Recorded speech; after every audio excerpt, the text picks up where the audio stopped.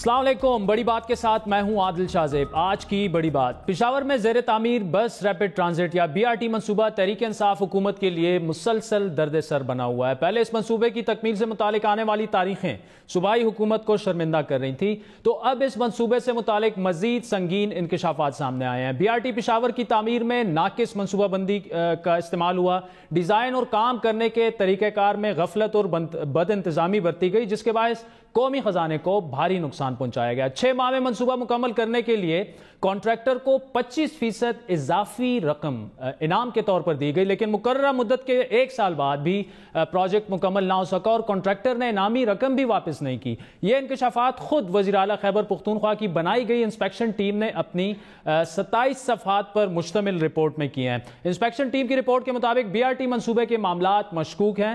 Report میں تحریر کیا گیا ہے کہ منصوبے میں مہنگی قیمتوں والی اشیاء کو ترجیح دی گئی، جبکہ جن اشیاء کی قیمت نہ ہونے کے برابر تھی یعنی سستی تھی انہیں خارج کیا گیا منصوبے سے، جس سے قومی خزانے کو نقصان پہنچا۔ انسپیکشن ٹیم نے اپنی رپورٹ 30 جنوری کو صوبائی حکومت کو پیش کی تھی اور نقصان کے ذمہ داروں کا تعین کرنے کی تجویز بھی دی گئی تھی۔ رپورٹ میں یہ کہا گیا ہے کہ BRT کے آغاز سے پہلے حکومت نے پشاور کی سڑکیں کشادہ کرنے، یو ٹرنز بنانے، خوبصورتی میں اضافہ کرنے، LED لائٹس کی تنصیب اور عمومی ترقیاتی کام کیے، جس سے گنجان ٹریفک کا مسئلہ بڑی حد تک حل ہو چکا تھا۔ لیکن اس کام کے فوری بعد اسی مقام پر BRT کا کام شروع کیا گیا جہاں یہ ترقیاتی کام ہوئے تھے، یعنی پہلے پشاور کے بیوٹیفیکیشن پروجیکٹ پر کروڑوں روپے لگائے گئے، اس کے بعد BRT پروجیکٹ کے لیے شہر کو ایک دفعہ پھر اکھاڑ دیا گیا۔ رپورٹ میں انکشاف کیا گیا ہے کہ دونوں منصوبوں کی جو پلاننگ تھی اور منظوری تھی وہ ایک ہی وقت میں ہوئی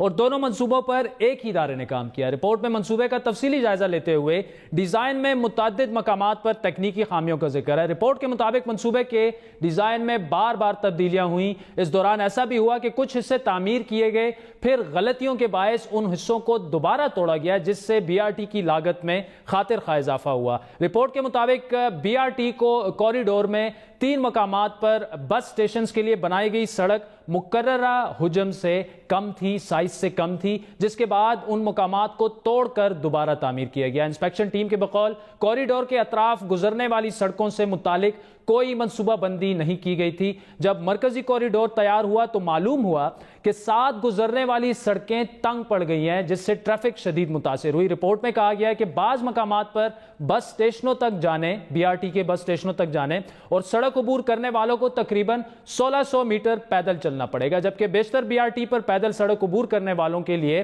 مناسب انتظام تک نہیں۔ کچھ سرکاری افسران نے ناقص ڈیزائن اور تبدیلیوں کا ذمہ دار غیر ملکی کنسلٹنٹ کمپنی کو ٹھہرایا، جس کی خدمات 1.5 ارب روپے میں حاصل کی گئی تھی۔ رپورٹ میں یہ کہا گیا ہے کہ سب سے عجیب بات منصوبے کو 6 ماہ میں مکمل کرنے کا غیر حقیقی دعویٰ یا ڈیڈ لائن تھی۔ گزشتہ صوبائی حکومت نے اس مدت میں منصوبے کی تکمیل کے لیے کانٹریکٹر کو تقریباً 25% اضافی رقم انعام کے طور پر دی، جو ٹھیکیدار کی جیب سے گئی اور 1 سال بعد بھی منصوبہ مکمل نہ ہو سکا۔ یہ رپورٹ گزشتہ روز سامنے آئی، جس کے بعد سے خیبر پختونخوا کی صوبائی حکومت شدید تنقید کی زد میں ہے۔ تاہم ان انکشافات کے باوجود وزیر اطلاعات شوکت یوسفزئی BRT منصوبے کو شفاف ترین منصوبہ سمجھتے ہیں۔ یہ بھی یاد رہے کہ ناقص منصوبہ بندی سے پہلے یہ منصوبہ ایک کے بعد ایک دی جانے والی تاریخ کے گرد گھوم رہا تھا۔ سابق وزیر اعلیٰ پرویز خٹک نے اکتوبر 2017 میں اس منصوبے کی تکمیل کے لیے 6 ماہ کی ڈیڈ لائن دی تھی۔ تاہم شوکت یوسفزئی کے مطابق پرویز خٹک نے یہ ڈیڈ لائن لوگوں کے اکسانے پر دی تھی یا تنگ آ کر دی تھی، اور جن کے کہنے پر دی تھی ان کو پھر عہدے سے ہٹا دیا گیا۔ پرویز خٹک صاحب کے دور میں کسی افسر نے غلط بیانی نہیں کی، انہوں نے خود کہا تھا کہ 6 مہینوں میں بنائے۔ وجہ میں آپ کو بتا رہا ہوں نا، وجہ یہ تھا کہ اس وقت لوگوں کو اکسایا جا رہا تھا کہ جی آپ نہ چھوڑیں BRT کو، یہ 5 سال کا منصوبہ ہے، تو اس لیے مجبوراً ان کو کہنا پڑا کہ نہیں میں آپ کے لیے 6 مہینے میں بناؤں گا۔ جو انکوائری کمیٹی بنی تھی ان کی سفارش پہ ان کو ہٹایا گیا، کیونکہ یہ تو CM صاحب نے کمٹمنٹ کی تھی نا لوگوں کے ساتھ کہ میں اس کی انکوائری کروں گا کہ کیوں اس طرح ہوا ہے، وہ تو اس کمٹمنٹ پہ ہوا ہے۔ تاریخ جس نے دی ہے، جس نے دعوے کیے تھے، ظاہر چیف منسٹر تو اسی کے خلاف ایکشن لے گا نا۔ خیال رہے کہ صوبائی حکومت نے گزشتہ روز صوبائی سیکرٹری ٹرانسپورٹ کامران رحمان کو برطرف کر دیا تھا۔ صوبائی انتظامیہ سے قبل بی آر ٹی منصوبہ نیب کے ریڈار پر بھی آ چکا ہے۔ نیب نے ایشین بینک کے 68 ارب روپے سے زیادہ کے اس منصوبے پر اپنی ابتدائی رپورٹ پیش کی تھی، جسے پشاور ہائی کورٹ نے منصوبے میں مزید تاخیر سے بچنے کے لیے سیل کر دیا تھا۔ جہاں اس منصوبے سے متعلق اتنے سنگین انکشافات سامنے آ رہے ہیں، وہیں حکومت کے اعلیٰ عہدیداران ڈیزائن اور کمزور منصوبہ بندی میں کوتاہیوں کی ذمہ داری ایشین ڈیولپمنٹ بینک پر ڈال رہے ہیں۔ آج ہم نے ایشین ڈیولپمنٹ بینک کو اس منصوبے سے متعلق کچھ سوالات بھجوائے، جن کے جوابات بڑی بات کو موصول ہو چکے ہیں۔ ایشین ڈیولپمنٹ بینک کے مطابق اس منصوبے کو مکمل 2021 میں ہونا ہے، اور اسی لیے یہ اعتراض درست نہیں کہ پروجیکٹ کو ٹائم پر مکمل نہیں کیا گیا۔ لیکن سوال یہ ہے کہ منصوبے کی تکمیل کے لیے تاریخوں پر تاریخیں کسی اور نے نہیں، خود صوبائی حکومت نے دی۔ اس کے علاوہ ایشین ڈیولپمنٹ بینک کے مطابق گنجان آباد شہر پشاور میں اتنے بڑے اور پیچیدہ منصوبے میں تبدیلیاں جو ہیں وہ ہوتی رہتی ہیں، لیکن ڈیزائن میں یہ تبدیلیاں صوبائی حکومت کی ایڈوائس پر کی گئیں۔ بی آر ٹی منصوبے پر انسپیکشن ٹیم کی رپورٹ پر مزید بات کریں گے خیبر پختونخوا کے وزیر خزانہ ہمارے ساتھ اس وقت موجود ہیں تیمور جگڑا صاحب۔ اس کے علاوہ پشاور سے صحافی افتخار فردوس بھی ہمیں جوائن کریں گے۔ تیمور صاحب، پہلے آپ کی طرف آتے ہیں۔ بڑی ڈیمنگ رپورٹ آج ایک آئی اور پچھلے 2 دنوں سے میڈیا میں تو چل رہی ہے، لیکن آج بڑی تفصیلی اس کی جو چیدہ نکات ہیں وہ آپ کو بھی پتہ ہوگا۔ اب اس میں یہ ہے کہ ذمہ داران کا تعین کرنا ہے کہ قومی خزانے کو کس کی وجہ سے اتنا بڑا نقصان پہنچا۔ مشکل کام ہے ایسی چیزوں کو ڈیفینڈ کرنا، لیکن نہیں جی، کام صرف مشکل یہ ہے کہ شروع کہاں سے کرنا چاہیے۔ آپ مجھے یہ بتائیں، رپورٹ سے جو آپ نے کہا، رپورٹ میرے خیال میں رپورٹ پہ ہم آتے ہیں کہ جو رپورٹ میں چیزیں آئی ہیں، اسپیشلی ذمہ داران کا تعین، اور پھر رپورٹ میں 1-2-3 سوالات میں آپ سے کر بھی لوں گا، لیکن ذمہ داران کا تعین جو ہے وہ کیا اس طرح ہوگا کہ کسی سیکرٹری کو فارغ کر دیا، کسی ڈائریکٹر کو فارغ کر دیا؟ دیکھیں ایشو کیا ہے، ہم چیزوں کو ٹریویلائز کرتے ہیں اور ہر فورم پہ جو ہے جو نیریٹو ہے وہ 50% صحیح 50% غلط ہوتا۔ رپورٹ آپ نے پڑھی؟ رپورٹ میں نے پڑھی ہے، بالکل 27 پیجز کی رپورٹ، 27 پیجز کی رپورٹ تھی۔ آپ کو یاد ہوگا کہ ایکسپریس ٹریبیون میں ایک ہیڈ لائن تھا کہ رپورٹ کلیم کرتا ہے کہ 7 ارب کی کرپشن ہے، ہیڈ لائن۔ وہ تو بالکل رپورٹ میں اس کا ذکر نہیں، ذکر ہی نہیں، کک بیکس کی بات آپ کر رہے ہیں، وہ اس میں نہیں ہے۔ لیکن جو ناقص منصوبہ بندی تھی، جو ایگزیکیوشن میں مسئلے مسائل آئے، ان پر بات کرتے ہیں نا، جو رپورٹ میں اصل چیز ہے۔ نہیں، پہلے تو ہم اسی چیز کو، کیونکہ یہ پوائنٹ ضروری ہے کہ غلط بیانی، اور شاید وہ اس لیے نہ ہو کہ لوگوں کی نیت خراب ہو، لیکن شاید وہ اس لیے ہو کہ ہر جگہ پہ کیپیسٹی کے بھی ایشوز ہوں۔ ابھی آپ آتے ہیں جو آپ نے ابھی بات کی کہ پروجیکٹ میں جو ہے ایشوز جو ہیں، اور اس کو کس کو ٹھہرایا جائے کہ ہوز رسپانسبل، تو اس پہ آئے۔ ہاں جی، آپ نے خود کہا کہ ایشین ڈیولپمنٹ بینک نے کہا، اور میری ان کے ساتھ 3 گھنٹے کی ایک میٹنگ ہوئی تھی تقریباً 10 دن پہلے، کہ یہ ٹائم لائن جو ہے پروجیکٹ کی کنسٹرکشن کا، وہ اوور آل پیس جو ہے وہ اچھی۔ دوسری چیز آپ نے یہ بھی کہا کہ ایشین ڈیولپمنٹ بینک نے کہا کہ اسی پروجیکٹ میں، اس اسکیل کے پروجیکٹ میں چینجز آتے، بالکل یہ انہوں نے کہا ہے، شاید زیادہ ہے، شاید پروجیکٹ مینجمنٹ بہتر ہو سکتی تھی، میرے خیال میں بہتر ہو سکتی تھی، بہت بہتر ہو سکتی تھی، لیکن ابھی تک نہ کوئی کرپشن کا جو ہے وہ ہوا ہے۔ اچھا، رپورٹ جو تیمور صاحب کرپشن پہ صرف میں ایک پوائنٹ ایڈ کر لوں، کرپشن پہ جو نیب کی ابتدائی رپورٹ ہے وہ پشاور ہائی کورٹ میں پڑی ہوئی ہے، اور وہ ابھی فی الحال جو ہے وہ سیل ہے، تو کرپشن پہ تو ابھی بات ہی نہیں کر رہے، اب تو وہ کیپیسٹی کی بات کر رہے ہیں، اور جو اسپیشلی پلاننگ میں جو فیلیئرز ہوئے تھے اس پر ہم اس کی بات کر رہے ہیں، جو تاریخیں پہ تاریخیں۔ اب اگر اے ڈی بی یہ کہہ رہا ہے کہ جی ہم نے تو کوئی تاریخ نہیں دی، تو پھر صوبائی حکومت کیوں تاریخیں دیتے رہی ہیں؟ رپورٹ پہ اگر آئیں اور جو چیزیں لکھی تھی، تاریخوں پہ بھی آتے ہیں اور چینجز پہ بھی آتے ہیں، جہاں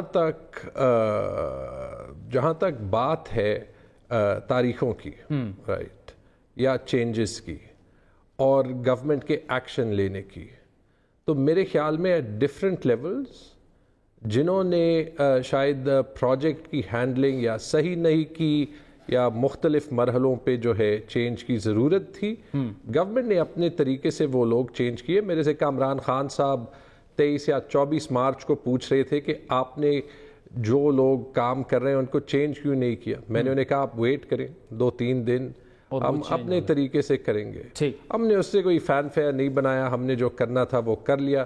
ہمیں وہ پروجیکٹ کمپلیٹ کرنا ہے, انشاءاللہ وہ کریں گے.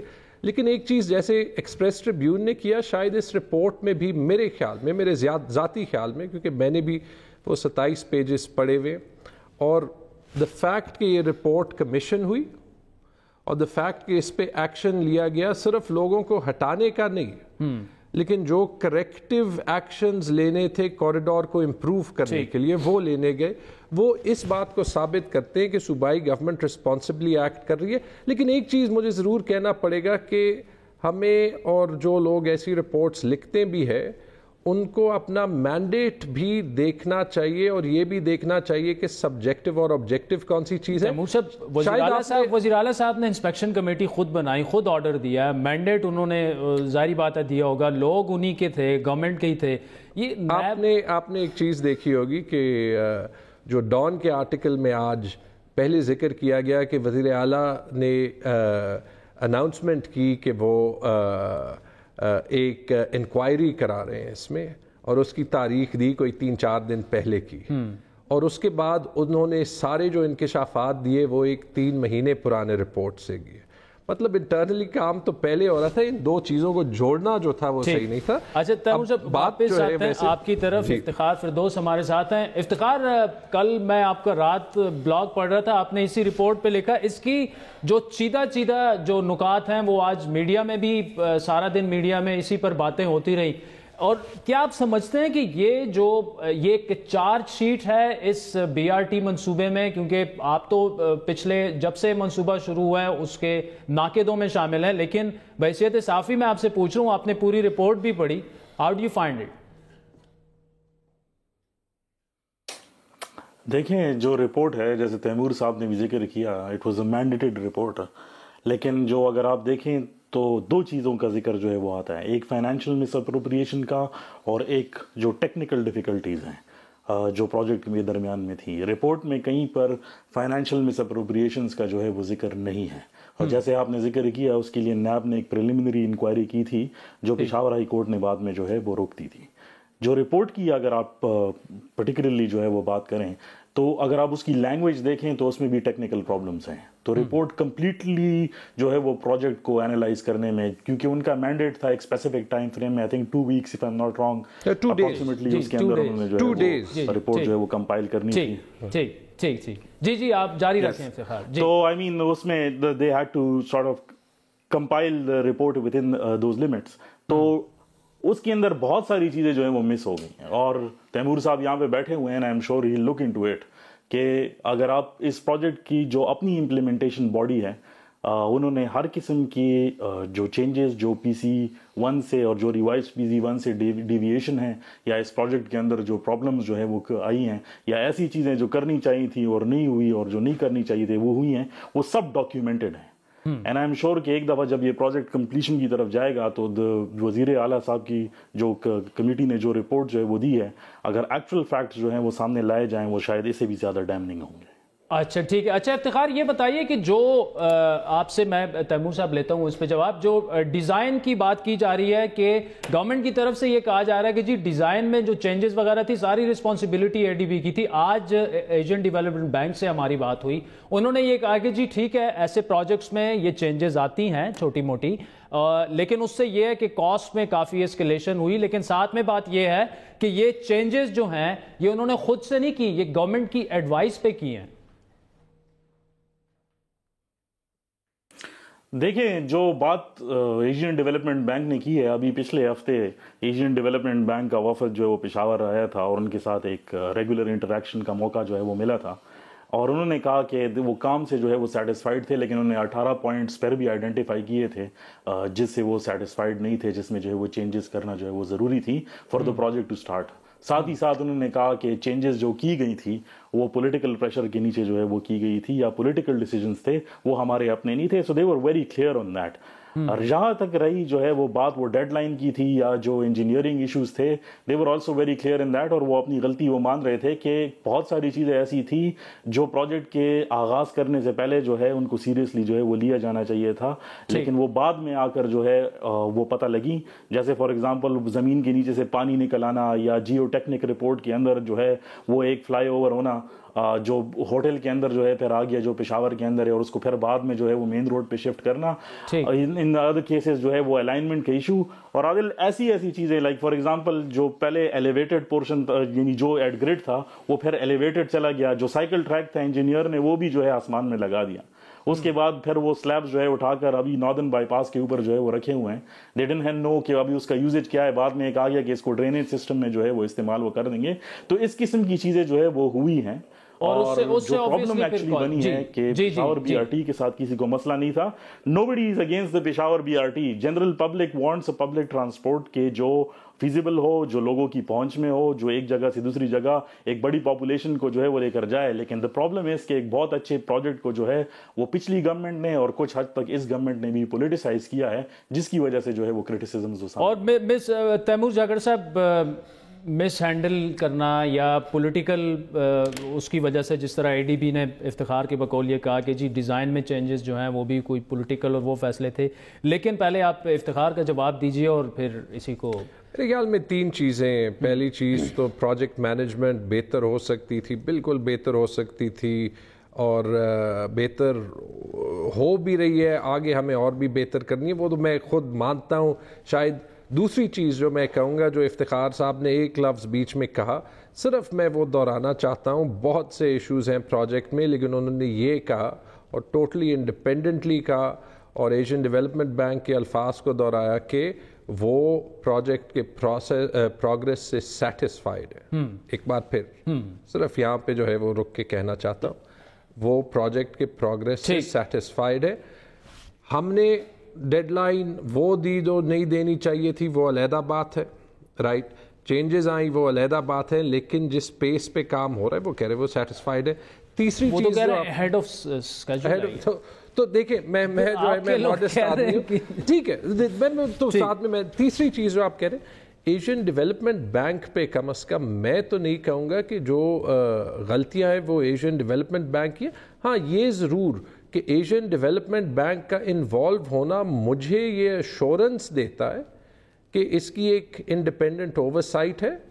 تو جو چانسز ہیں کہ بڑی کرپشن ہوئی ہو یا ایسا کچھ ہوا ہو, تو وہ چانسز کم ہے. یہ لاجک بتاتی ہے, بیکاز ہماری ہر فیز پہ جو فنڈنگ ریلیز ہوتی ہے وہ ایشین ڈیولپمنٹ بینک کی ہوتی ہے. مسئلہ صرف یہ ہم چھوٹے مسٹیکس کو ملا دیتے ہیں بڑی ہیڈ لائن کے ساتھ. 7 ارب کی کرپشن بالکل غلط, وہ تو نہیں کرنا چاہیے تھا. 25% جو ہے زیادہ پیسہ ملا کانٹریکٹر کو, بالکل غلط. اور تیسری چیز, جیسے شاید اخباریں غلط ہیڈ لائن لگاتی ہیں, ایسے بھی شاید جب ایسی رپورٹس بنتی ہیں تو اگر ایک لائن آپ نے شروع میں دیکھا ہو جو ان کا مینڈیٹ تھا, اور مینڈیٹ یہ تھا کہ ہم وہ ٹریفک ایشوز سالو کرنا چاہتے تھے.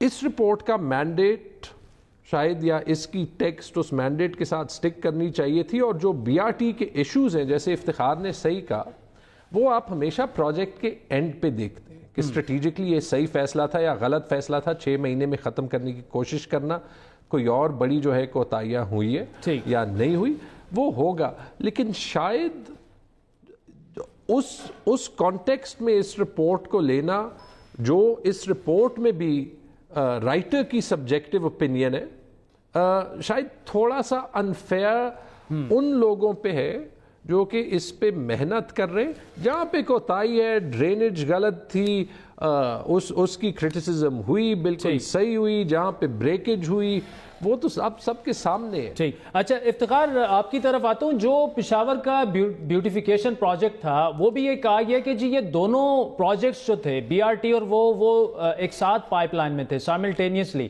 تو پھر اگر تو بی آر ٹی بنانا تھا تحریک انصاف نے پشاور میں, تو پھر بیوٹیفیکیشن پہ اتنے پیسے لگانے کی ضرورت کیوں پیش آئی؟ دوبارہ اکھاڑ دیا گیا اس کو. اس کے جواب میں بھی بعد میں آپ کو ضرور دوں گا. یہ بہت ویلڈ کویسچن ہے، لیکن اس گورنمنٹ کے ساتھ جو ہے وہ کام نہیں، وہ پچھلی گورنمنٹ کے ساتھ تھا، اور وہاں کے جب اس ٹائم کے local government minister chief minister Pervez Khattak صاحب، تیمور خان جھگڑا صاحب اس کو ڈیفینڈ کرنے کے لیے تیار ہیں، پچھلی گورنمنٹ نے جو ہے وہ پشاور کی بیوٹی، تو جو ان سے یہی سوال جو ہے وہ پوچھا گیا کہ جب آپ نے بیوٹیفیکیشن کے اوپر اتنے پیسے جو ہے وہ لگائے تھے اور وہ سائملٹینیسلی کام کر بھی رہے تھے، انہوں نے وہاں پر جو ہے کچھ کاغذ کے پھول جو ہے وہ لگائے تھے، they weren't even original flowers، اور اس کے بعد اس میں وہ all that money was spent اور پھر وہ اس کو دوبارہ جو ہے وہ توڑا گیا. so the same question arose. لیکن جو پشاور بی آر ٹی کے لیے جو فیزیبلٹی بنائی گئی تھی، اس میں جو امپورٹنٹ چیزیں تھی عادل، اس میں ایک یہ تھی کہ کتنی ضرورت ہے ایک شہر کو ایک میس ٹرانزٹ کی، اور اس کے جواب میں جو فیزیبلٹی رپورٹ جو اسٹڈی جو ہے وہ ہو کے آئی تھی، تو اٹ واز انیویٹیبل کہ اگر پشاور کے اندر جو ہے وہ پولوشن جو ہے وہ کنٹرول کرنا ہے، یا پاپولیشن کا جو ایک آؤٹ برسٹ تھا جو اربن موبلٹی کے لیے چاہیے، اس کے لیے بی آر ٹی بنانا جو ہے وہ ضروری تھا. تو مین پرابلم جو بنا تھا وہ اس وجہ سے بنا تھا. اب آپ نے بات چھیڑی ہے تو وہ ایک بات دوسری بات کی طرف جو ہے وہ جاتی رہے گی کہ جو 6 کوریڈور روٹ سے جو مین کوریڈور تھا جس پہ یہ بننا تھا، اس پہ تو اجازت نہیں ملی اور اس پہ جو ہے وہ کام شروع نہیں ہو سکا. لہٰذا ایسی جگہ سے جو ہے وہ سارے بی آر ٹی ٹریک کو جو ہے وہ گزارنا پڑا تھا، جو اس ٹائم پر جو ہے مناسب نہیں تھا. فار ایگزامپل ریلوے کی زمین کے اوپر سے جو ہے فلائی اوور جو ہے بالکل اس وقت فیڈرل، بالکل افتخار، اس وقت فیڈرل گورنمنٹ جو تھی وہ مسلم لیگ نون کی تھی، ریلوے ان کے انڈر تھا. تیمور خان جھگڑا صاحب، آپ اس کا جواب دینا چاہ رہے ہیں، آپ اس وقت تو گورنمنٹ میں نہیں تھے، لیکن آپ بڑے اچھے پروجیکٹ مینیجر بھی ہیں. سائملٹینیسلی 2 پروجیکٹس کو شروع کرنا، جب آپ کو پتہ ہے کہ ایک پروجیکٹ آگے جا کے مجھے اسکریپ کرنا پڑے گا، جتنے پیسے اس پہ لگے ہیں وہ ضائع جائیں گے. اصل میں عادل جواب میں شکریہ دیتا ہوں کہ افتخار نے آلریڈی دے دیا. جو آئیڈیا تھا وہ آئیڈیا یہ تھا کہ جو اس کے لیے زمین تھی یہ جہاں پہ جائے گا ریلوے ٹریک کے ساتھ جائے گا. شاید جب رپورٹ رائٹر نے ان دس کیس پوری دنیا کی انالیسس ہی کرنی تھی تو اس کو یہ بھی کہنا چاہیے تھا کہ پروونشل گورنمنٹ تو چاہ رہی تھی کہ یہ ریلوے ٹریک پہ parallel to the main road بنے. 3 سال کوشش کی، اس وقت کی فیڈرل گورنمنٹ نے جو ہے اجازت نہیں دی. ان کی وجہ سے ایک ڈسرپشن جو 1 سال کی پشاور کے سٹیزنز کو نہیں آنی چاہیے تھی، اگر اس میں پاکستان تحریک انصاف کی حکومت کا ہاتھ بھی تھا تو اس حکومت کا بھی تھا جس نے شاید اچھی یا بری نیت سے یہ نہیں دیکھا کہ وہ اس لینڈ پہ جب کچھ بھی نہیں ہو رہا تو at a fraction of the cost وہ چیز ہو. میرا مقصد یہی تھا کہ جب ہم ان رپورٹس کو آؤٹ آف کانٹیکسٹ لیتے ہیں یا پھر اسپیسیفک چیزیں لیتے ہیں یا یہ نہیں ریکگنائز کرتے کہ جو رپورٹ کا مینڈیٹ ہے اس مینڈیٹ کے اندر، اب اگر آپ کہیں کہ وہاں پہ 10 باٹل نیکس تھے، بالکل تھے، وہاں پہ یہ رپورٹ نہ صرف ہمیں کام آئی، ہم نے اس پہ ایکشن بھی لیا اور ابھی وہ ٹریفک امپروومنٹ کا پورا ایک پلان چل رہا ہے. But the bottom line is I think کہ انشاءاللہ اگین بی آر ٹی بنے گا. آپ نے صرف یہ دیکھا ہے کہ پچھلے مہینے میں بار بار ہم نے مشکل کام ہو یا آسان ہو، ہم نے صحیح کام کیا ہے. ہم نے جب افتتاح نہیں کرنا تھا نہیں کیا، ہم نے جب صرف اسی دن پہ لوگوں کو چینج نہیں کرنا تھا ایک ڈرامہ بنانے کے لیے، ہم نے اس دن نہیں کیا، ہم نے اپنے مقررہ وقت پہ کیا، اور وہ بھی اس لیے تاکہ اب ہم وہ لوگ لائیں جو پروجیکٹ کو فنش کر سکے. تو ہم تو جو ہے اپنی کوشش کر رہے ہیں، کرٹیسزم سے لیں گے. باٹم لائن یہ ہے کہ پشاور کے سٹیزنز کو ود ان دس ٹرم جو ہے بی آر ٹی بھی ملے گا اور پشاور بھی ٹرانسفارم کر کے دیں گے. Taimur Khan Jhagra, thank you so much for joining us. Iftikhar Firdous, بہت بہت شکریہ. ناظرین، وقت ہوا چاہتا ہے ایک بریک کا، جس کے بعد بات کریں گے پاکستان کی معیشت سے متعلق ایشین ڈیولپمنٹ بینک کی ہی ایک رپورٹ کی. ہمارے ساتھ رہیے.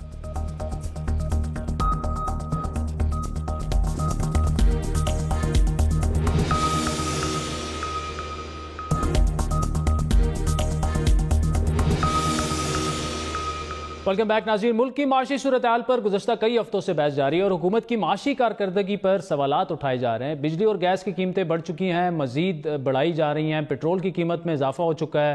مہنگائی کی شرح گزشتہ 5 سال میں بلند ترین سطح پر ہے اس وقت. اور آج ایشین ڈیولپمنٹ بینک کی 19 کی آؤٹ لک رپورٹ کے مطابق اگلے 2 سال تک نہ صرف مہنگائی کی شرح بلند رہے گی بلکہ معاشی ترقی کی رفتار کی شرح بھی نیچے آئے گی۔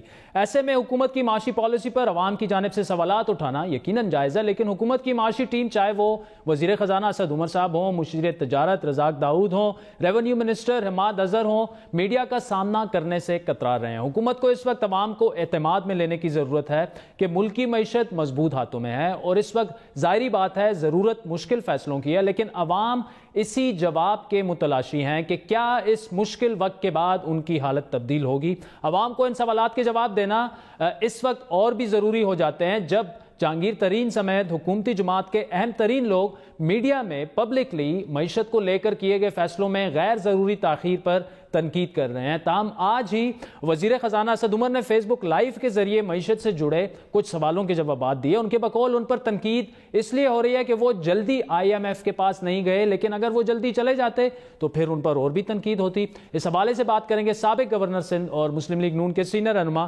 محمد زبیر صاحب ہمارے ساتھ موجود ہے۔ زبیر صاحب، ایشین ڈیولپمنٹ بینک کی 2019 کی رپورٹ جو آئی ہے آؤٹ لک رپورٹ، اس کے مطابق رواں سال معاشی ترقی کی رفتار مزید آہستہ ہوگی اور مہنگائی کی شرح مزید میں اس میں اضافہ ہوگا۔ مہنگائی پہلے ہی گزشتہ 5 سال کے ریکارڈ پر ہے، ہائی ہے۔ اس کی وجہ جو ہے حکومت کی جانب سے بجلی، گیس اور پیٹرول کی قیمتوں میں اضافہ بتایا جاتا ہے۔ اب اپوزیشن تنقید تو کرتی رہی ہے، لیکن ساتھ ساتھ مسائل کا حل بھی تو آپ کو تجویز کرنا چاہیے نا۔ نہیں، اگر اپوزیشن نے سلوشن بھی دینے ہیں تو پھر حکومت کو حکومت نہیں کرنی چاہیے، کیونکہ بڑا کلیئر ہے کہ ظاہر سی بات ہے حکومت کا کام ہے کہ وہ فیصلے کرے، اور وہ جو کہتے ہیں کہ مشکل فیصلے کرنے ہوتے ہیں حکومت کو، اور ہمارا کام ہے کہ اچھے فیصلوں کو سپورٹ کریں اور جو خراب فیصلے ہیں ان پر شدید تنقید کریں۔ اب بات یہ ہے کہ تقریباً 7-8 مہینے ہو چکے ہیں، ایک حکومت ان ویٹنگ، ایک پارٹی ان ویٹنگ تھی، اور ان کو جولائی کی 25 تاریخ سے میں کاؤنٹ ڈاؤن شروع کرتا ہوں، جولائی کی 25، بیکاز آپ کو پتہ چل چکا تھا کہ آپ نے حکومت فارم کرنی ہے، حکومت میں آنا ہے، اسٹرینتھس بھی پتہ تھی اکانومی کی، آپ کو ویکنیسز بھی پتہ تھی۔ گروتھ آدھی تقریباً جو کہ فورکاسٹ تھی 6.2%، اس سے تقریباً 3.5% اسٹیٹ بینک آف پاکستان نے پروجیکٹ کیا ہے، اور مہنگائی ڈبل سے زیادہ ہو گئی ہے، تو وہ ڈبل افیکٹ ہو گیا۔ اور مہنگائی ڈبل سے زیادہ، ایک اور چیز بھی میں آپ کو بتا دوں، یہ آپ کو پتا ہے کہ اسٹیٹ بینک کا جو پالیسی ریٹ ہوتا ہے وہ ہوتا اس لیے ہے کہ وہ اس کو 5.75% سے 10.75% پر لے کے گئے ہیں۔ وہ اس لیے لے کے گئے ہیں کہ مہنگائی کو کنٹرول کرنے کے لیے۔ اب اگر آپ سوچیں کہ اگر وہ نہ لے کے جاتے تو اس وقت مہنگائی کی حالت کیا ہوتی ہے، لیکن اس کا نیگیٹو ایفیکٹ بھی آ رہا ہے، کیونکہ ظاہر ہے انٹرسٹ ریٹ انوائرمنٹ بہت مہنگا ہو گیا اتنے سالوں کے بعد۔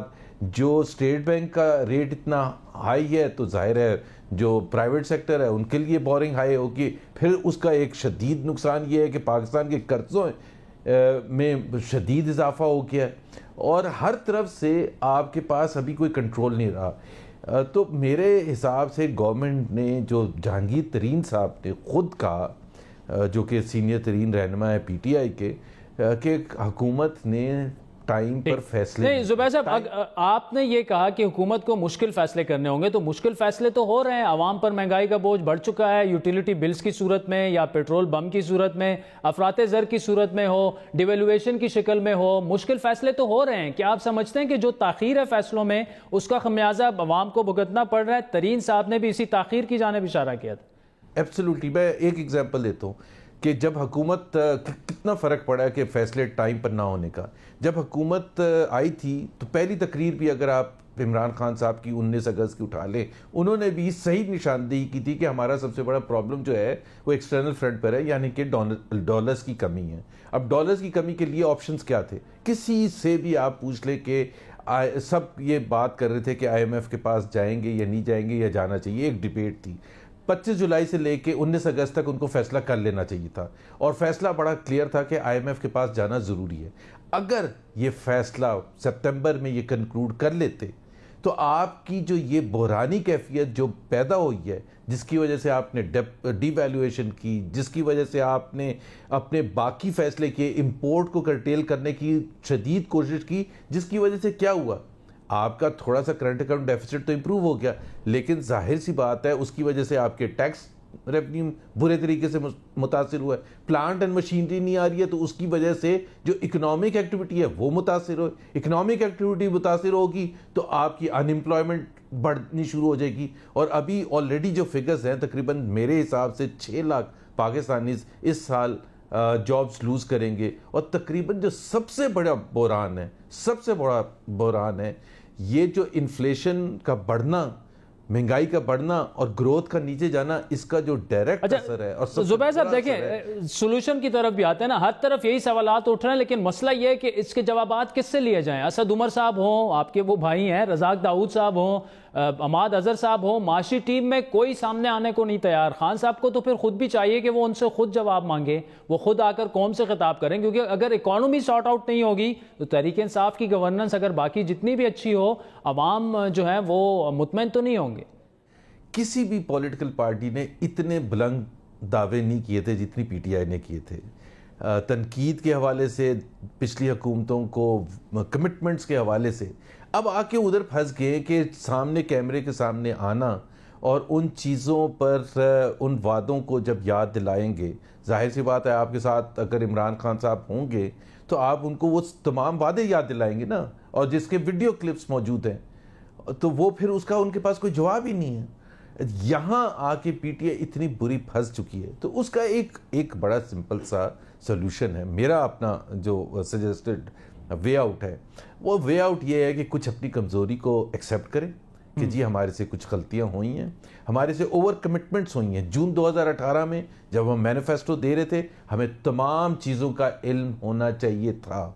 ہمیں اس کے باوجود ہم نے جو اوور کمٹمنٹس کی تھی, مثال کے طور پر 1 کروڑ نوکریاں, جس کا مطلب یہ 20 لاکھ نوکریاں ہر سال.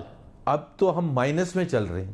اسی طرح 1 کروڑ گھر. 50 لاکھ. تو وہ جو اوور کمٹمنٹس تھیں, اور پھر پیٹرول کے حوالے سے جو ان کی کمٹمنٹس تھیں, گیس کی پرائسز کے حوالے سے کمٹمنٹس تھیں, مہنگائی کے حوالے سے کمٹمنٹس تھیں, وہ نہیں. لیکن زبیر صاحب دیکھیں, اسد عمر صاحب آپ کے بھائی ٹیم کو لیڈ کر رہے ہیں معاشی حکومت کی, آپ انہی کو ایڈوائز کر دیں کہ میڈیا کے سامنے آئیں, ایکسپلین کریں, عوام کو سوالات کے جواب دے دیں. اگر میں فائنانس منسٹر ہوں یا میں کوئی امپورٹنٹ عہدہ میرے پاس ہو, تو میں عوام کے پاس جاؤں گا کہ جی بہت سی تھوڑی بہت غلطیاں ہوئی ہیں, لیکن ہم we are on top of the thing.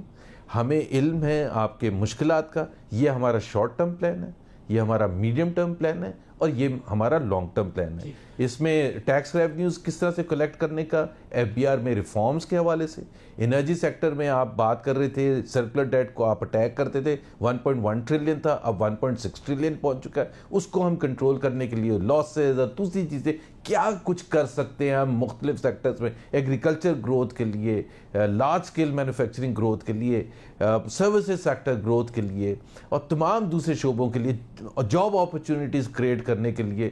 یہ تمام چیزیں ہیں. میرا تو زبیر صاحب اب کیا وقت آ چکا ہے کہ وزیر اعظم اپنی کور اکانومی کی جو ٹیم ہے اس میں تبدیلیاں کرے؟ اگر کوئی پرفارم نہیں کر پا رہا تو اس کا امپیکٹ ملک پر تو نہیں ہونا چاہیے. اسد عمر صاحب ہوں, رزاق داؤد صاحب ہوں, کیا وزیر اعظم کو اب ان لائنز پر سوچنا ہوگا؟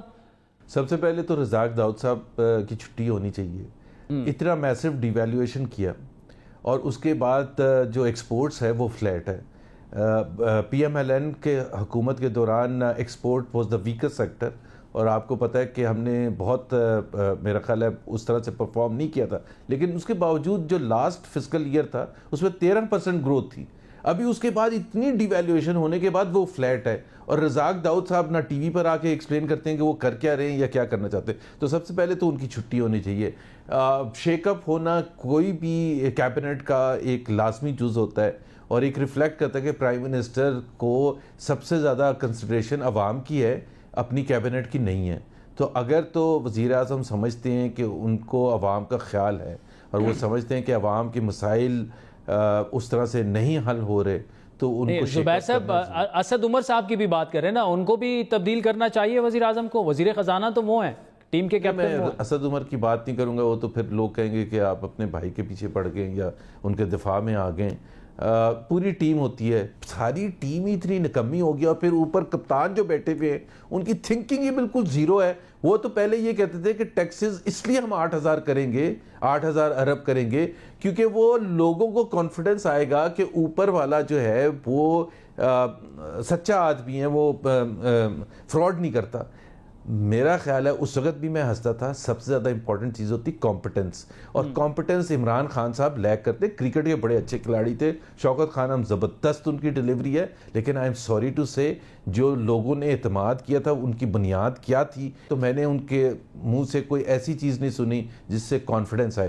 ہاں اگر ہے تو وہ ہمیں آ کے پوری قوم کو بتائے اور پوری قوم کو ایڈریس کرے. یہ آپ کی بڑی اچھی سجیشن ہے کہ وہ کانفیڈنس میں لوگوں کو کہ کیا مشکلات ہیں, اس سے ہم نکلنے کا کیا. ٹھیک ہے زبیر صاحب, بالکل وزیر اعظم صاحب کو معاشی پالیسی کو لے کر, معیشت کو لے کر عوام کو اعتماد میں لینا ہوگا. وقت ہوئے چاہتا ہے ایک بریک کا, جس کے بعد بات کریں گے جعلی اکاؤنٹس کیس میں ہونے والی انتہائی اہم پیش رفت کی. ہمارے ساتھ رہی.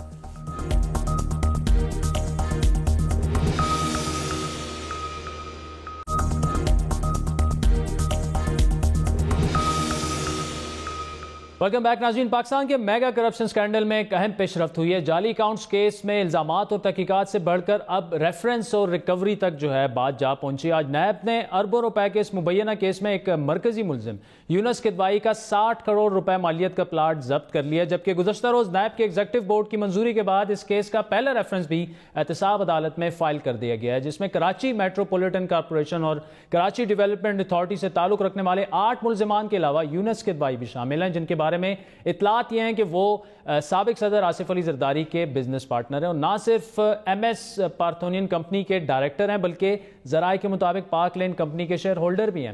نیب ذرائع کے مطابق اس کیس میں یونس کدوائی پر کراچی میں مندر اور پبلک لائبریری کی زمین غیر قانونی طور پر اپنی کمپنی کے نام الاٹ کروانے کا الزام تھا, جو کراچی میٹروپولیٹن کارپوریشن اور کے ڈی اے کی ملی بھگت سے کروائی گئی تھی. اس زمین کی خریداری کے لیے استعمال کی جانے والی 60 کروڑ روپے کی رقم کا تعلق مبینہ طور پر تحقیقات کے دوران جعلی اکاؤنٹس کے ساتھ پایا گیا, اور آج اس کیس کی پہلی ریکوری میں یونس کدوائی نے تحریری طور پر 60 کروڑ روپے مالیت کا یہ پلاٹ جو ہے یہ نیب راولپنڈی کے حوالے کر دیا. یاد رہے کہ اس کیس کی جے آئی ٹی رپورٹ میں سابق صدر آصف علی زرداری اور اومنی گروپ کے درمیان ناجائز فوائد حاصل کرنے کا الزام لگایا گیا تھا, لیکن اب تک نیب کی جانب سے جو باقاعدہ طور پر پیپلز پارٹی کے شریک چیئرمین کے خلاف کوئی ریفرنس دائر نہیں کیا جا سکا ہے. مبینہ طور پر آصف زرداری کے بزنس پارٹنر سے پہلی ریکوری کتنی اہم پیش رفت ہے اور اس کیس میں آنے والے دنوں میں کیا ہونے والا ہے, بات کریں گے. ہمارے نمائندہ خصوصی ریاض الحق ہمارے ساتھ موجود ہیں. جی ریاض, بڑی اہم ایک آپ کے پاس خبر ہے کہ 20 مارچ کو جعلی اکاؤنٹس کیس میں یہ ڈیڈ لائن تھی کہ نیب نے سارے جو تھے ریفرنسز وغیرہ فائل کر دینے تھے. آج 3 اپریل ہے, تقریباً 12-13 دن جو ہیں اوور ہو چکے ہیں, تو نیب کیا کرنے جا رہا ہے؟ جی بالکل, ہماری آج ذرائع سے نیب کے ذرائع سے جب بات ہوئی تو انہوں نے یہ بتایا کہ انہوں نے تقریباً 10 دن قبل ایکسپائری کے آس پاس انہوں نے سپریم کورٹ میں ایک درخواست جمع کرائی ہے, جس میں انہوں نے تقریباً 1 سے 2 مہینے مزید مانگے ہیں. تو یہ ایک اہم خبر ہے ہمارے پاس کہ نیب نے 1 سے 2 مہینے مزید مانگے ہیں سپریم کورٹ سے کہ جعلی اکاؤنٹس جو کیس ہے اس میں ہم مکمل طور پر اس کی تحقیقات مکمل کر سکیں. نیب ذرائع سے جب ہماری مزید یہ بات ہوئی کہ آپ یہ بتائیں کہ یہ کتنے عرصے میں مکمل ہو سکتا ہے, تو انہوں نے کہا کہ ہمارے پاس اب پوری کوشش ہے کہ افسران کی کہ 1 مہینے کے اندر اندر اس ساری جو انویسٹیگیشن اور جو ساری ریفرنسز ہیں وہ تیار کر لیا جائیں. ٹھیک ہے, تو ریاض یہ ریفرنسز فائل کرنے کا سلسلہ تو شروع ہو چکا ہے. آج یونس کدوائی والا یہ ریفرنس جو ہے یہ بھی فائل ہو گیا ہے, اور اطلاعات یہ ہیں کہ کل ایک بڑا اہم ریفرنس اور فائل ہونے والا. جی بالکل, پہلا ریفرنس آج فائل ہو گیا. کل اومنی گروپ کے بارے میں ایک اور ریفرنس بھی فائل ہونے جا رہا ہے, جو اس کیس کا بہت اہم جو ہے وہ ریفرنس سمجھا جا رہا ہے. تو نیب کی ٹیم مکمل طور پہ تیار ہے, اور اس کے علاوہ ان کا کہنا ہے کہ جو بحری آئیکن ہے اور اس کے علاوہ 2-3 اور ریفرنسز ہیں, جس میں جو بلٹ پروف وہیکلز تھی آصف علی زرداری صاحب کی, اور اس کے علاوہ جو پاک لین ہے اس میں بھی کافی حد تک پیش رفت ہو چکی ہے. اور یہ مہینہ انتہائی اہم سمجھا جا رہا ہے کہ اس میں نیب کوشش کرے گی کہ تمام ریفرنسز فائل کر سکے اور یا فائنل کر لے اور ایگزیکٹو بورڈ سے اس کی منظوری ہو جائے. ٹھیک ہے, تو ریاض ایگزیکٹو بورڈ کا اجلاس تو ہوا بھی ہے, اور اس میں جو بار بار نیب پر یہ الزامات لگائے جاتے ہیں, دیکھیں اگر تو زرداری صاحب کے خلاف ریفرنسز فائل ہو جاتے ہیں وہ تو ایک الگ چیز ہے, لیکن یہ تو پھر میڈیا ٹرائل کے زمرے میں ہی آ گیا نا کہ جی آج ریفرنس فائل ہو رہا ہے, کل ہو رہا ہے, لیکن نکل رہا کچھ بھی نہیں ہے, ابھی تک کچھ نہیں نکلا.